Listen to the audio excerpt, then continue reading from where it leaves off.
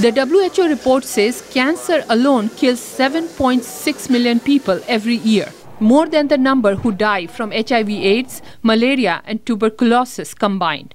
While it is the communicable infectious diseases that get most of the attention in developing countries, the WHO report notes that non-infectious chronic diseases are the leading cause of deaths worldwide.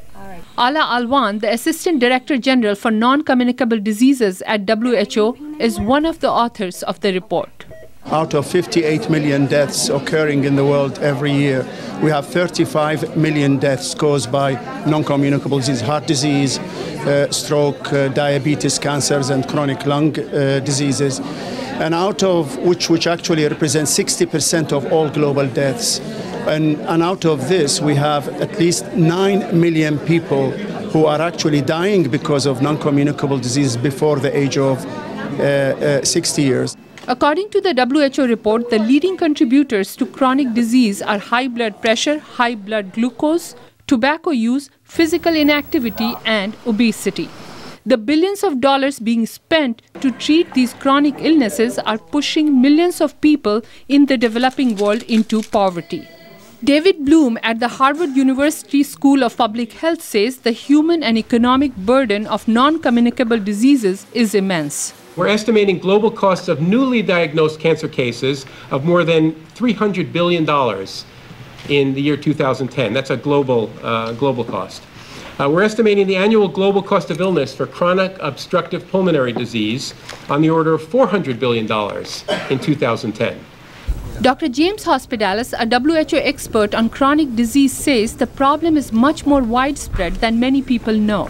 Not just in big countries like the United States, India, and China, but in smaller countries such as Trinidad and Tobago and Barbados.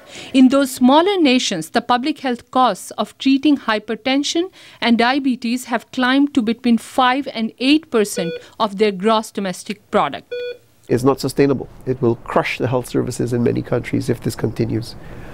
So we cannot wait until we have dealt with HIV and dealt with malaria. No, it's upon us. Dr. Hospitalis says simple diet and lifestyle changes can significantly lower risk factors for stroke, cancer, diabetes, and chronic respiratory diseases such as asthma and bronchitis.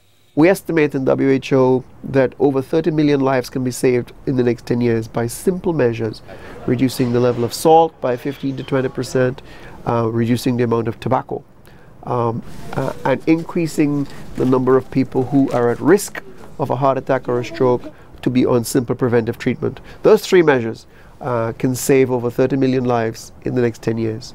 At the UN summit, world leaders hope to raise public awareness of the devastation that non-communicable diseases have been causing across both developed and developing countries, and to discuss the best ways to reverse the rising death rates from these diseases.